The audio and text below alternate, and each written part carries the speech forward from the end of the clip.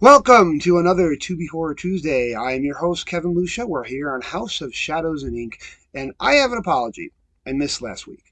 One of the things that I'm finding is after being out of video, not even that long, maybe only 4 or 5 years, my hardware needs to be updated and my software needs to be updated.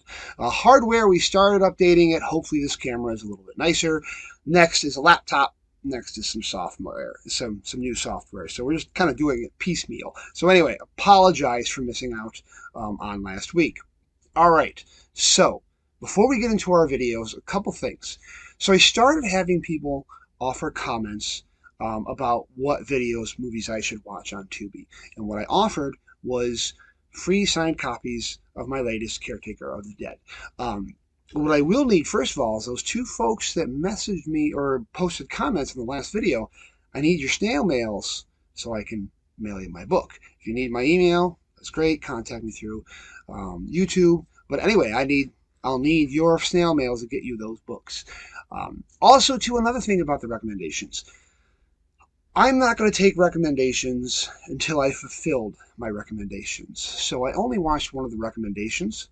So I won't have any recommendations taken for this week. So we're just going to kind of do a straight show. Next week, we'll do some recommendations and some more giveaways. But I want to make sure that I don't build up this queue of recommendations that I never get to, because there is life and grad school and happenings. So I just want to kind of build that into there. All right. So why don't we get started for our movies for this week? The first one is Lookout. I really enjoyed this movie. It's about a forest ranger who takes a 1-month stint at a fire tower to survey the land and to warn anyone of fires. There's a little bit of a rocky time at first because her supervisor just wants her to stay in the tower. She wants to get out and investigate and look around. In one of her investigations, she finds a camper who has wandered from her campsite. She's got burns over her legs. She doesn't seem to know what's going on. And she calls the other park rangers. They come get her. And then her supervisor proceeds to chew her out for being out wandering, even though he probably saved this woman's life. So that's kind of the relationship she has with her supervisor. It's a really nice film. The dread is very spare in the beginning. I mean, if you wouldn't be surprised if you found yourself just watching a Netflix show about a forest ranger. So it's very nicely done in the very beginning, and the dread is creeping right along because there is something out there in the woods. I'm not sure what it is at first. Is it a thing? Is it a human? Is it a human possessed by a thing? You'll have to watch it to find out. This is one of those movies also, too, where some people are not going to like that the ending was ambiguous as to what exactly the evil force was. Some people are going to be okay with that. And I, for one, was okay with that. So, look out. The next one would be one of my first ever recommendations by a viewer for Tubi. And that is Popeye the Slayer Man. Yes, you read that right. This is part of the whole wave of public domain horror movies that are coming out because of these big properties are going to public domain. So I was offered this as a recommendation, and I watched it. I can tell you with quite a bit of confidence and certainty that Popeye the Slayer Man is a movie.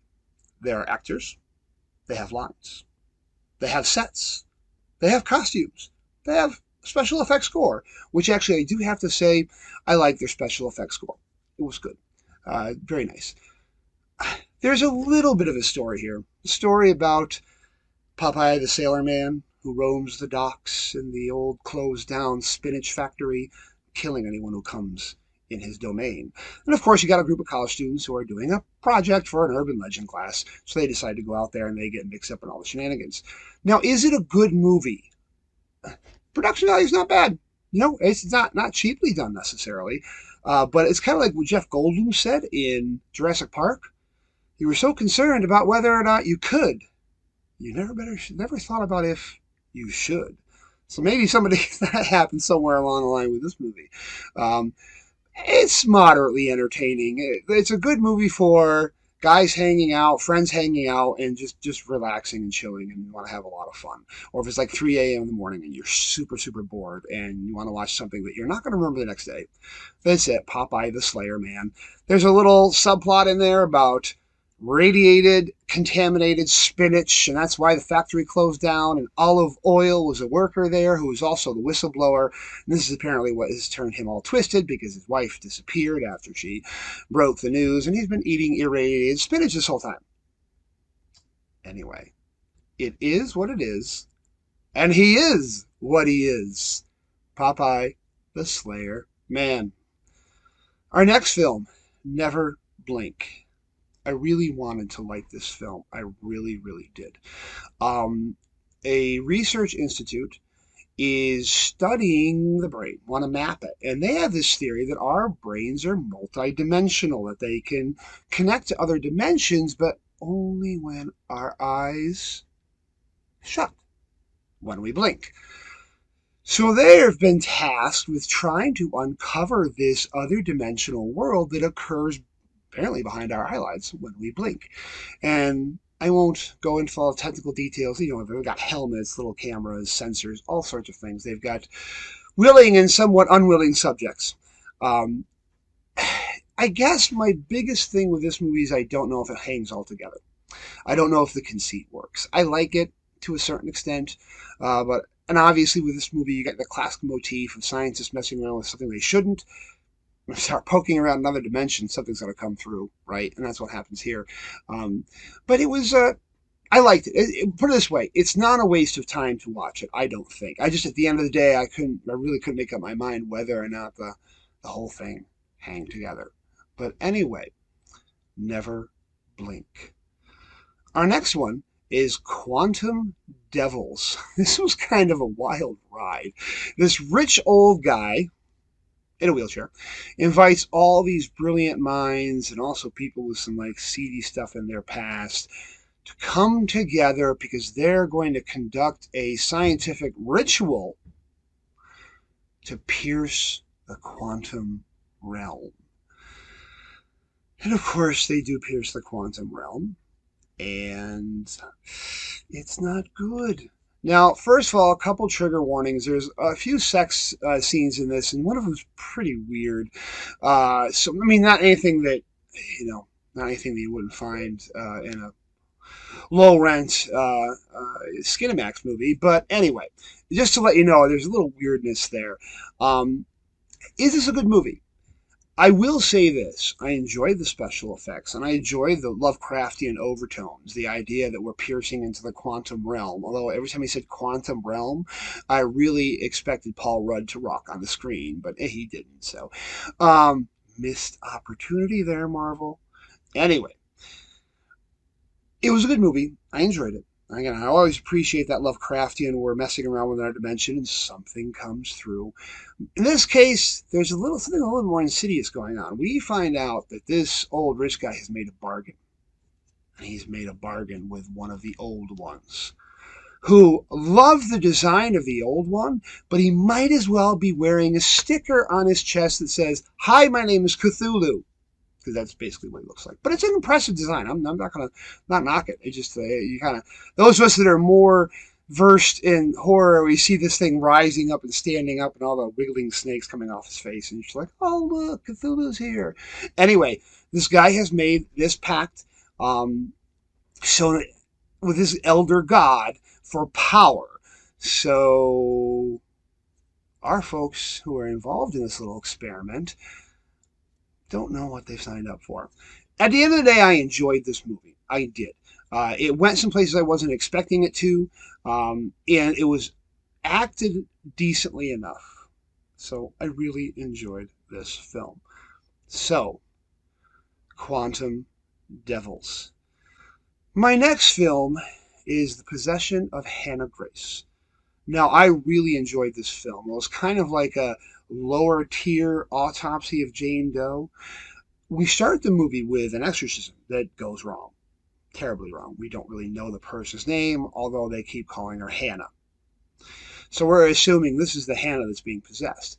We segue from that to a story about a cop who's retired because she froze on the job and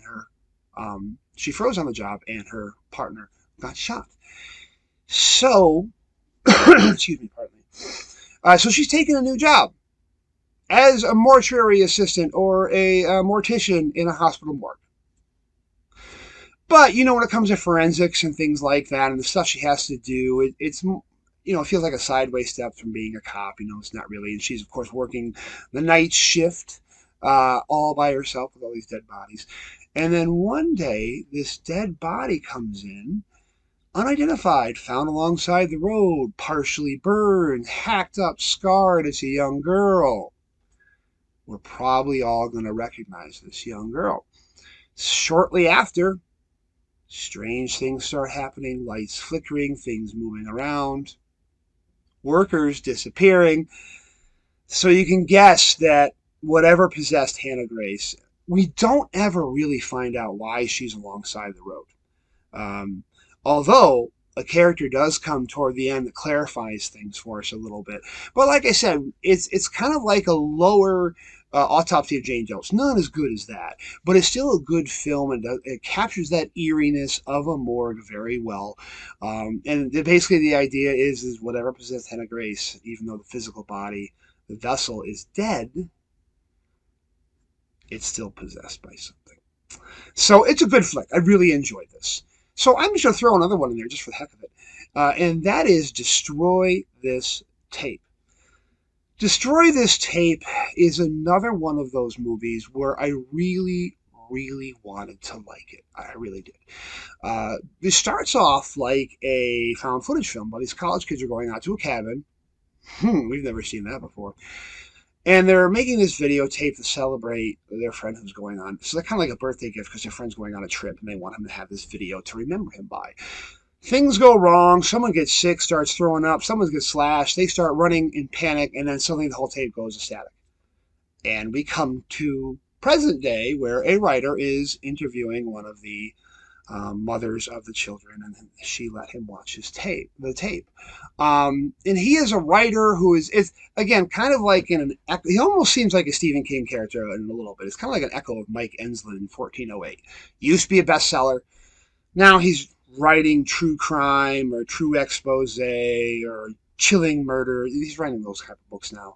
So he's not really happy about that, but he's trying to survive. And he takes this recording from this lady without her permission, has decided, I am going to write a book about these kids' disappearance. So he decides to go visit the town, where they went to the cabin, where they disappeared. He goes out to the cabin. He tries to trace her steps, try to figure out what happens. He does. It's not what he's expecting. But he does find out what happened and has to face the consequences of that. Again, is this a good movie? I think at the end of the day, it's a very familiar scenario. I wanted to like it more than I actually did. I don't know if it was the jarring switch from found footage to just regular film, or it didn't mesh too well, or was the character not convincing, or was the reveal just not... I really can't tell you. I do know that, it was one of those movies that I really, really I wanted to like it, but I didn't. So anyway, there's your videos for this week. I'm back. Hopefully, I will not be taking any more weeks off. So please, as always, go to Tubi, get some snacks, your drink of choice, and have a nice time.